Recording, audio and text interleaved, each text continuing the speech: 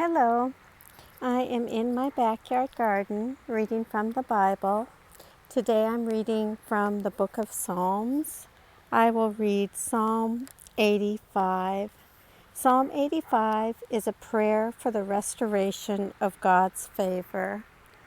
Before I get started, I want to talk a little bit about what you're looking at. This is the raised bed garden in our backyard. And that big blue thing is not an actual flower, it's just a decoration. But the plants that you see all around are the winter plants starting to come up from all the seedlings that we've planted. So going forward, I will do more videos of the raised beds so you can see our winter vegetables, as they start to grow and we're able to pick them to have vegetables all winter long. Back to reading in the backyard garden. Today I'm reading Psalm 85, which is a prayer for the restoration of God's favor. The reading begins. Lord, you were favorable to your land. You restored the fortunes of Jacob. You forgave the iniquity of your people. You pardoned all their sin. You withdrew all your wrath. You turned from your hot anger.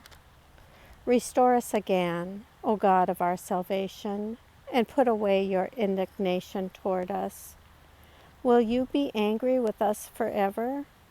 Will you prolong your anger to all generations? Will you not revive us again, so that your people may rejoice in you? Show us your steadfast love, O Lord, and grant us your salvation. Let me hear what God, the Lord, will speak, for he will speak peace to his people, to his faithful, to those who turn to him in their hearts. Surely his salvation is at hand for those who fear him, that his glory may dwell in our land. Steadfast love and faithfulness will meet righteousness, and peace will kiss each other. Faithfulness will spring up from the ground, and righteousness will look down from the sky.